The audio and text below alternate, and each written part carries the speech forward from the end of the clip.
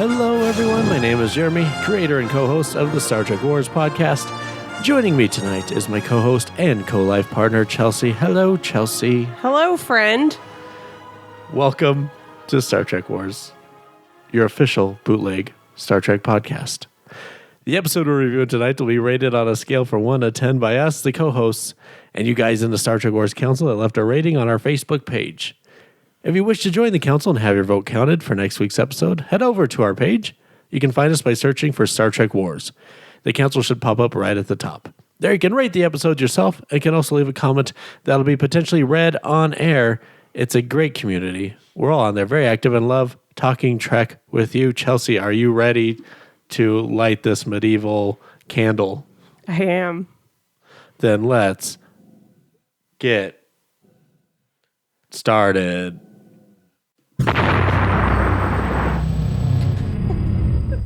Star Trek Lower Decks, Season 2, Episode 7, Where Pleasant Fountains Lie. Written by Garrick Bernard, directed by Jason Zurich. Mariner and Boimler become stranded on an uninhabited planet with a sentient computer.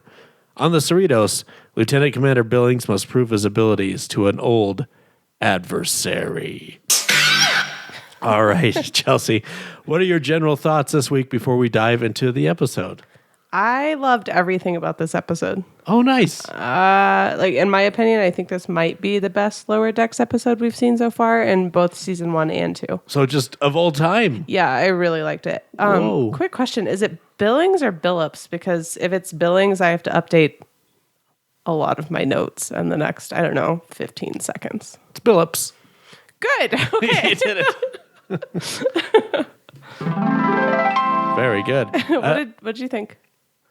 I thought it's not the funniest episode of Lower Decks, but it may be the Star Trekiest episode of Lower Decks, so I really loved it. I like the way you put that. Before we jump into it, because I don't want to spoil anything that you may have discovered, but we do a little thing called Chelsea's Callback Corner. You're fairly new to the world of Trek. Did you pick out any Easter eggs or callbacks from Star Trek this week? And much like last week, there's not a lot to choose from. Okay.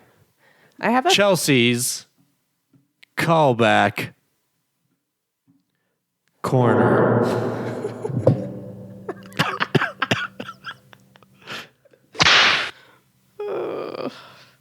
I have a few. Okay. I feel like they might be kind of reaching. I was afraid you were going to say no. I don't have any this week. No. Obviously, the evil supercomputer is, a callback. You said it was a trope. It's definitely not an Easter egg. No, but yeah, it's definitely a Star Trek thing to have an evil computer. Yeah. The weird overbearing mom gave me hardcore like Troy and like Lwaxana. Absolutely.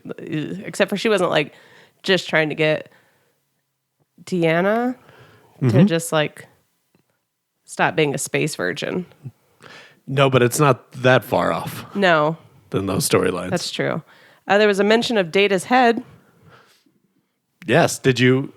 I have no idea what they're talking about. Okay, well, stay tuned. Okay. And then there was a 7 of 9 reference. That's right. That is all I have. Okay. Not bad at all. I have a couple, but I might save them for at the end of the episode when I do my Trekcommendations. Okay. Wait. No, because how am I supposed to guess what the Trekcommendations are about? Right. And what I did notice on the second time around was when Mariner and Boimler got picked up, they were picked up in a DS9 runabout. Oh. Yeah, so that was kind of cool. That is cool. So we got to see Jeffrey Combs on a runabout one more time, which was nice. Yeah. And at the very end, the exterior shot of the Dyson Institute is almost an exact duplicate of the way we see it in Star Trek Picard. Isn't it the Dahlstrom? Yep. Well, I'm a lifelong Star Trek fan, Chelsea, so how dare you? This is going to be a fun episode. Yeah, sorry. I was looking at our vacuum in the corner. The Dahlstrom mentioned. Yeah, what did I say? Dyson. I don't. Dyson I doubt sphere. it. But that's a thing. Oh, the Dyson sphere. Yeah. Obviously, that's what I was thinking of, not the vacuum. No. because you're not staring at that. But I said Dahlstrom the whole time anyway. But if I didn't, I was thinking of the episode Relics on Next Generation with Scotty and the Dyson Sphere. Whew, good save. Also, hello, everybody. This is Jeremy from the future jumping in here. If you're anything like me and you've listened to podcasts and the host says something wrong, it is aggravating and you just start screaming at the top of your lungs, "No, you idiot, that's not what you say. That's not what you say." I hope I'm not alone here. But boy, it's the Daystrom Institute. Of course it's the Daystrom Institute. I know that. I really know that. You know, when you're in the heat of recording, it's really aggravating because for some reason, when the record button goes on, you lose 90% of your brain. But yes, it is the Daystrom Institute. I'll go back and hopefully this doesn't tamper the prime timeline. But if you ever hear us say Dahlstrom or Dyson, again, just know that in my heart, I know it's the Daystrom Institute.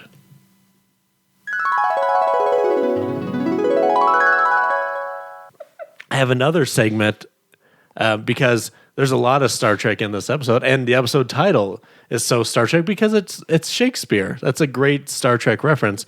So I'm going to do a segment called Jeremy Googled the Internet.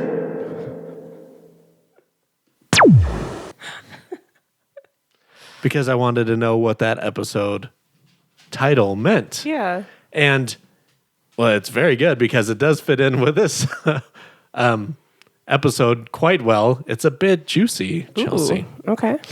It's from the Venus and Adonis, which was published by Shakespeare in 1593. It is preoccupied with the theme of hunting, and in the narrative, Adonis is out hunting boar, and Venus's desire for him is borderline predatory. And the line from this title comes from that play when she delivers, "Graze on my lips, and if those hills be dry, stray lower where the pleasant fountains lie." Gross. Oh, so scandalous. Right? Dang. That's why I hate Shakespeare. But fits right in with this episode, doesn't it? Absolutely. Oh my gosh. So yeah, speaking of this episode, rated TV 14. Oh my God. Yeah, let's talk about that. Which it should be. Mm-hmm. But the crazy part is it's rated TV 14 for violence, when it should be rated TV 14 for sex. Yes. Because there was like really no violence other than the explosion and Mariner getting stunned. Yeah, no one actually died from it. No. So there's very little violence. But there was like Billups like trying to cheer himself on in a mirror. I could have gone my entire life without seeing that. Yeah, you also get lines like, "Did the kingdom come?" Yes, that's in my prose. Oh, well, let's get to your prose then. Let's jump right in there. Obviously, Jeffrey Combs is the biggest pro ever. In fact, most of these start with Agamus, so brace yourself. Before we get started, Billups' weird-ass transition into his mom always trying to trick him into having sex was freaking gold, like pure and simple. And then when I thought it couldn't get it any better, Rutherford's reaction was even better. It's like, what? And then Rutherford like trying to use like the magical fantasy lingo. What did he say? Is like the elf matrix. And he's Don't like, do Don't do that. This is weird because it was a con for me a few episodes ago, but like the sex jokes this week, they landed perfectly. Absolutely. Like, Absolutely. Perfectly. Agamus, here we go. This is the Agamus wormhole. Or no. That's appropriate for this week, too. Gross. I can't believe I said that. Starting every attempt to manipulate Boimler and Mariner with an anguished like, "Friend! Friend! Just plug me in." And then when he's getting stolen by the sand crabs, and he's like, "Help, Starfleet!" That was an adorable. Just the alien crabs are taking him away. Gosh, that was so funny. And that last crab gives a little pinch before disappearing back into Getting the the last word there. I loved it looked like the Northern Lights on the planet they were on when Boimler was like, when it was nighttime. Calling Agamus 100-year-old router and getting like that classic Jeffrey Combs sass. Rude. I Is it possible to have him come back as like an actual Vorta or something? Or I never really watched anything from Enterprise, but does his Andorian character die? No, and we don't really know how long Andorians live. So theoretically, even though Strange New Worlds is about 100 years later, they never said how long Andorian. We could see like an Ambassador Shran on Strange New Worlds, which I would absolutely love. Yeah, because I love his voice, but there's just like I want to see like his cartoon face. I don't know. I miss him. And unfortunately, even though the Vorta were clones, we did see the last of the Wayuns. Was it 9? Was it version 9? Yeah, I think, 8 or 9 killed by Garrick in the series finale, and that was the female changing was like, I wish you hadn't done that. He was our last Wayun, and Garrick's like, I was hoping you'd say that. But I would love to see where the Dominion is in Discovery 1,000 years later. Yeah, or I mean, I don't know, just bring him back as like a normal character. You could, I guess you can't bring him back as Wayun, but it would be. You could see the Dominion. Oh, wouldn't you love to see a changeling on Picard or Discovery at this point? The things they could do now. Yeah, that would be really cool. But yeah, just bring back Jeffrey Combs and whatever. Yes, more Jeffrey Combs, please. Yeah. I love the BFF vibe between Freeman and Billups when she just kind of like randomly calls him back to the Cerritos because she's like not sure if he's like doing okay. I thought that was pretty great. Mostly because Freeman is like a stone cold bitch and doesn't really seem like she has friends. So that was interesting. I was actually going to ask you about Freeman because I know she's been your least favorite character, at least from season 1. Mm-hmm. I've really enjoyed her this year, especially these last few episodes at the bar. And then this week, I thought she's been really good as a captain. I've enjoyed her for like 3 and 4 minutes in a few episodes, but she's still just like, nah. Like, I don't dislike her anymore, but I'm not going to, I don't know, talk about her outside of this podcast. All right, well. I barely talk about her in this podcast. Duly noted. I don't know what to talk to you about during dinner now. Nothing. The score of this episode was freaking awesome. Okay, so like the song when they were like walking through the desert was like so almost Lord of the Rings. Like so close. Like at the last minute it would like change a different note. And I'm like, but is that sounds suspiciously like Lord of the Rings. Billups actively being dressed and redoing his hair an entire style while he's just like crying and quitting Starfleet. Like that. I feel like that's how most millennials feel getting up and getting ready for work in the morning. Yeah. Like, giving yourself a pep talk and just crying. Agamis's squiggly dangly dance is adorable. Little spaghetti noodles. His kingdom come is the best Star Trek line ever in any episode I've personally ever seen or movie. Perfect. And love that Rutherford was given a lot of like the really great lines this week. Yeah. Like, that was pretty cool. Because he's snarky. He's sassy. You just don't get to see that. Right. And then the entire scene where the supercomputers are arguing over who's going to like end Starfleet at the end was fantastic. And that's actually another Easter egg too. If you look closely to the left of the screen, one of the supercomputers is the glowing CBS logo. Oh God, is it? Yeah. What's the one from the original series? Landrew? Landrew. Mm-hmm. Was he in there, you think? I think he's too big. But we did see him in the season finale last year. Yeah. He's still on that planet. Oh, right. Okay. But it was just like, stop trying to lure them, Landrew. He's like, Landrew will comply. Yes. Okay, so then the Dahlstrom Institute is just for like PC gaming size evil computers. Right. Okay, yes. gotcha. Dahlstrom, that's correct. Dahlstrom. Daystrom. Mm-hmm. Oh, sorry. I think I said Dyson Sphere earlier. Right. Rookie mistake. Yeah. Stupid, that's silly me. Here for. What do And it's Daystrom Institute. Okay, well, I'm just going to tell you, don't mess up any of your words for the rest of this podcast. I'm so nervous. You already said Adonis, and it's Adonis. Have you read the play? You corrected it the second time. Oh, so I got one of them right. Yes.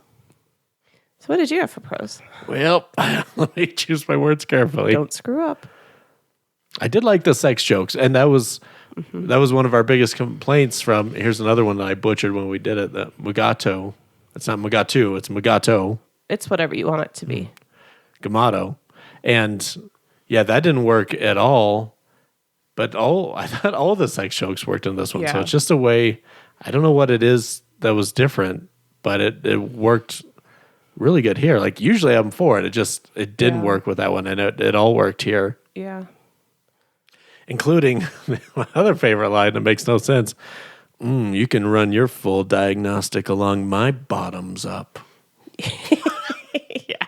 That's So ridiculous. Rutherford looks shook. He's like, don't listen to her. Both those two just constantly Oh my god. hitting on Billups. So aggressive. So aggressive.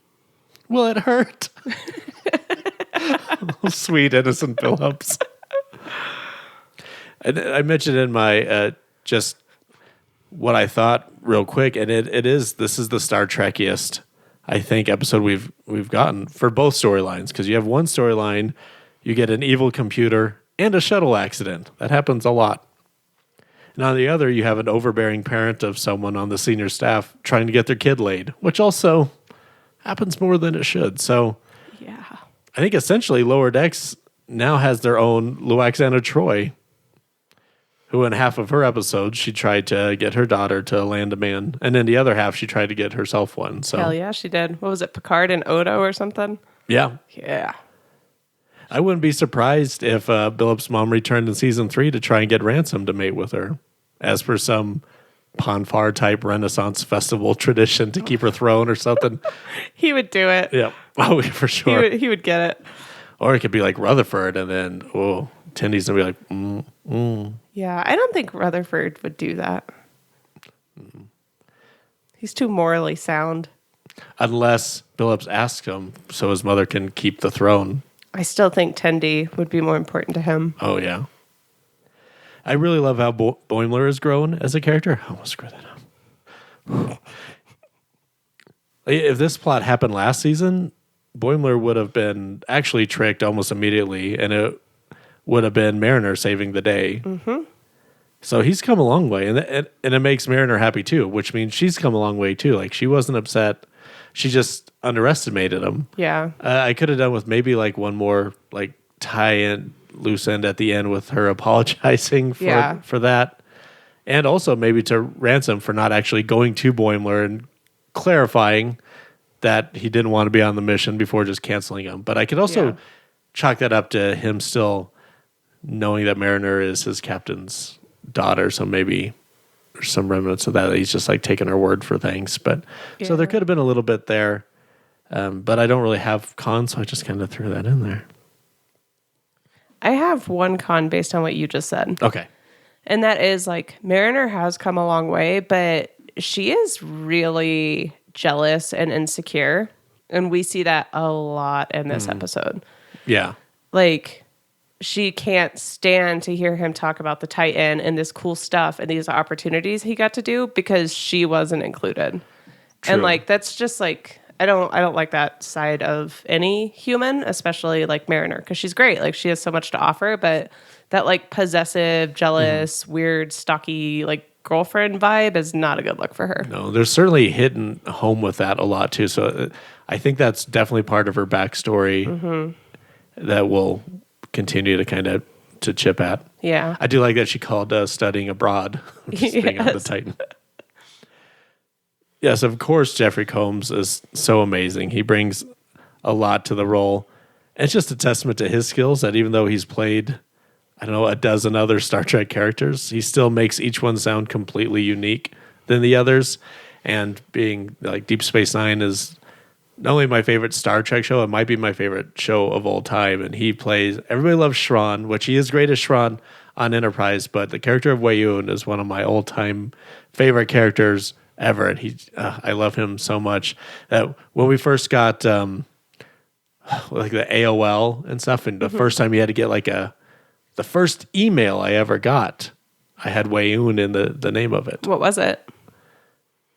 It was like something Wei-Yun at Yahoo or whatever was around in like the late 90s. I wouldn't know. I did. But that, like, even back then, like, that was the first thing that was like, oh, I'm so cool. Check out my I need something. Wayun. Yeah. People are going to love it. And they're going to freak out when they see this guy loves Screen Wayun. names. That was it. The screen names? Is that what they're called? Yeah. Yeah. Okay. You know what I never heard when I was Wayun? You've got mail. Because I wasn't as popular as I thought I would be with that name. But I love it. And I love Jeffrey Combs. I mean, being popular on the internet is, you know, I'm going to stop there because nothing I say is going to be PC. The first thing, like when I got onto like the AOL, and I was actually talking to the Peter Forsberg, who was a professional hockey player for the Avalanche, and I know it was really him because his screen name was I am Forsberg. Oh, it's got to be legit. Yeah. Yeah. No, I think you're onto something there for sure. We finally get some Billup's backstory, and it didn't disappoint at all. It actually makes a lot of sense that they're in a time where people can do anything. Of course, there's going to be like a Renaissance fair faction that settles on a planet of dragons. Like, why not? They colonized them. They did. The way they said that was hilarious. I also love that his virginity wasn't something crew members were making fun of him for. It seemed like everyone has encountered his mother before and knew the situation. This is like the third Luaxana Troy visit. So everybody's like, Deanna, your mom's coming aboard. And everybody's like, ugh. And he continuously gets cheered for choosing what he loves. As Bill up. Like, I think that's great. So you did say you had a con. Was that it? Yeah, that was it. And I also only said that because I thought you were already done with your pros. I know. Yikes. But I've already screwed up so much that I didn't have the heart to like stop you mid-sentence. This is a mess. This isn't a con, but you did ask who the voice of Billup's mother was because you didn't seem super thrilled with that performance. She should have been on my cons list. Okay. Not the character, just the actor or actor. Yeah. The voice. The funny thing about this, which just makes the whole thing even creepier, is that the character of Billup's mom is played by June Diane Raphael, and she is married to Paul Scheer. Paul Scheer is Billup's. So his mom is playing his wife. Ew. And they have a great podcast called How Did This Get Made, where it's those two and Jason Matsoukas. Oh, nice. Who is also getting his start on Star Trek and Prodigy next month. So they're all I'm there now. really excited about that.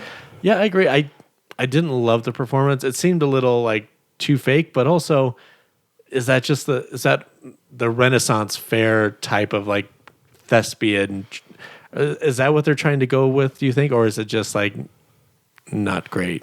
I mean, which is what I was wrestling with. Like, I didn't love it, but then I thought, is it supposed to sound kind of cheesy and fake because they're just, cosplaying? It wasn't even like the cheesy and fake for me. It was just like really poor delivery. Yeah.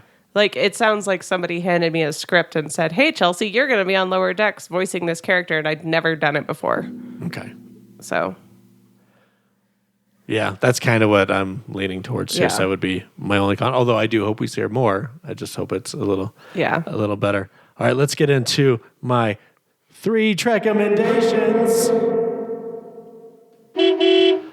All right, of course, this is the segment that's sweeping the nation, where I think of 3 episodes that this week's episode of Lower Decks made me think of, and I tell Chelsea the title, the series it's from, and she gets to kind of guess the synopsis and we'll see how close she gets. So the first one I'm going with is a Next Generation episode. Of course it is. Heads up, these all are going to be Next Generation episodes. They always are. Season 2, episode 19, an episode called Manhunt. I mean, obviously it's about a freaking manhunt. Okay. Please elaborate. Okay. Picard gets some crazy mission because he's Picard, and they have to go to some weird planet, and there's like, I don't know, it's probably uninhabitable because that was a big theme, right? And they have to hunt down the outrageous Akona. Okay, so your synopsis is Picard is out for blood. Yeah. This is an actual like manhunt. Yes. Well, I'm not saying he has to kill him. He has He just has to hunt bring him. him somewhere, or maybe he has to take him to the Dysosphere, or whatever the hell you said, Institute. The Dyson Sphere Institute. Oh, Chelsea, so close. It's actually a Luaxana Troy episode where she arrives on the Enterprise with the intent of finding a husband. Of course, She's on the hunter. the manhunt. All right. Damn it. Yes, and our all-time list is 716 episodes. This placed 483rd with a 5.64. What's the last episode? Oh, well, we might get there one day. I don't want to spoil it on this podcast yet. Okay. And, of course, I picked this episode because of general Luaxana horniness. Number 2 is an episode called Final Mission. And it's Next Generation Season 4, Episode 9. Who's the main character? I'll give you 2, Picard and Wesley. Wait. Oh, there's a gleam in your eyes.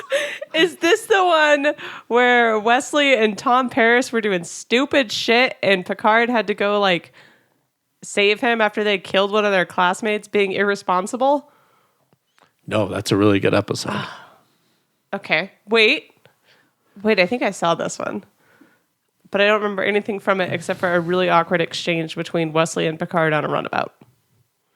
No, but I think you're thinking of the time in the Samaritan Snare where you hear about Picard's heart. Yes, that's it. Mm-hmm. That was season 2. Yeah, where he's like, I hate kids. This is an episode where Wesley, it's Will Wheaton's last episode as a reoccurring role. Oh, shame. So it's Picard is taking Wesley to Starfleet Academy in a shuttlecraft, and it crashes on a desert planet with a third guy that's a real jerk. And they're kind of on a desert planet crashed, and they got to figure a way out. Dang it. You seem so obvious after you tell me about him. This placed 493rd out of 716. Because it's a Wesley episode. With a 5.57. And number 1, it's the Next Generation Season 5 finale, Times Arrow. Oh, this is the one where they play Robin Hood. Oh, that makes a lot of sense. No? That is a great guess. Because Data does get shot with one by Deanna Troi. Also, Jordy's playing his little mandolin, and there's a freaking mandolin in the episode. Yeah, Worf breaks it and apologizes. Yeah, so I'm assuming that's not right either. And that's, of course, a classic, I'm not a merry man. No, but that's not bad, because that was kind of Renaissance Festival, so I see where you're going with that. Now, this is the episode where they find Data's head in a cave. Ah! Man. That placed 449th out of 716 with a 5.92. All right, that's what we thought about this week's episode. Let's get into our fan comments. 6. Oh, okay. I beg your pardon. Chris Rowell says, it has Jeffrey Combs, 9 out of 10, end of review. I think that sums it up. We don't need to read anymore, I don't think. No, but let's do. Okay. To pad the time. We don't need to. No. Okay, but we will. We will, because there's also some great stuff coming out. I've already read it, so okay. Trust me. Get excited. Don't mess any of the words up. Wayne Fraser says, really fun episode. Jeffrey Combs as an evil computer and Billups as a virgin prince. Cool. Loved it. Great episode. Now for the important stuff. First, no one does better last scenes than Lower Decks. We had Armus last week, and this week might have been my favorite with a room full of evil computers all impotently planning world domination. Amazing. Secondly, what is it with characters having normal shortened names derived from unique full names? Off the top of my head, we have Andy Billups is Endarthio, not Andrew. Brad Boimler is Bradward, not Bradley. Sam Rutherford is Samanthan, not Samuel. Becky Mariner is Beckett, not Rebecca. Okay, the last one's a stretch, but it still holds true. I love this damn show. Yes. And finally, Will Flora says, an A plot and a B plot. Check. Using tropes to actually tell stories, check. Character development, check. Evil supercomputer with a CBS logo, check. This is what I've always thought this show could and should be, its own thing with references to other Treks, but not so much that it overtakes the very substance of what the show is. They've been doing a good job the past couple of weeks, but this one is stellar. Also, Jeffrey Combs. 10 out of 10, sassy sand crabs. All right, they love it. Sounds like we like it. Let's go ahead and review it. Chelsea, what do you give this week's episode of Lower Decks? I'm going to give it 10 too. Holy cow, a 10.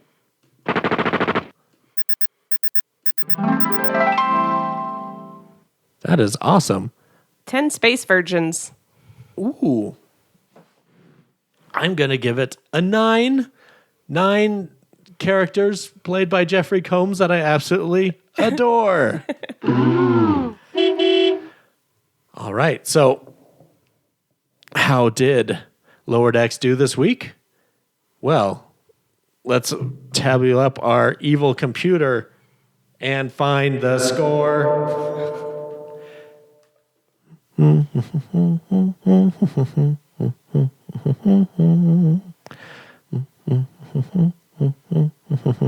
The Star Trek Wars Cancel gave it an average score of a 7.88. Did I mention that? You didn't, I don't think. Well, I mentioned that. I broke eye contact and I screwed up the calculation. So let's keep going.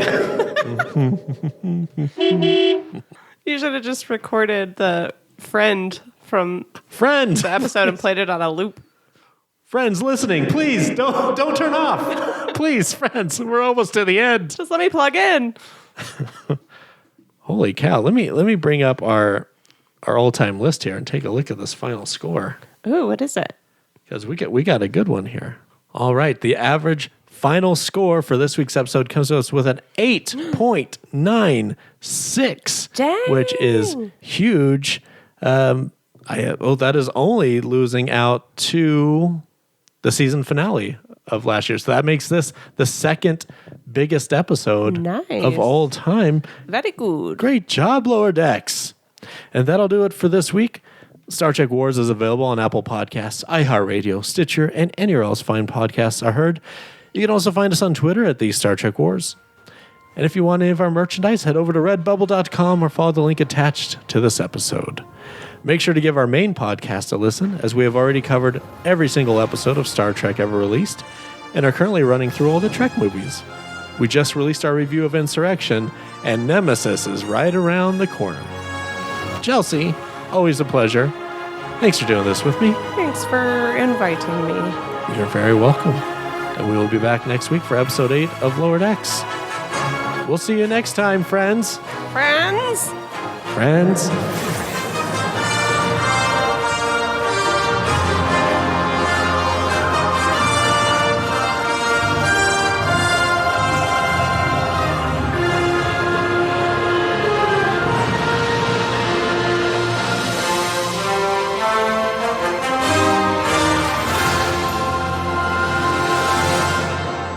Thanks for listening to Star Trek Wars.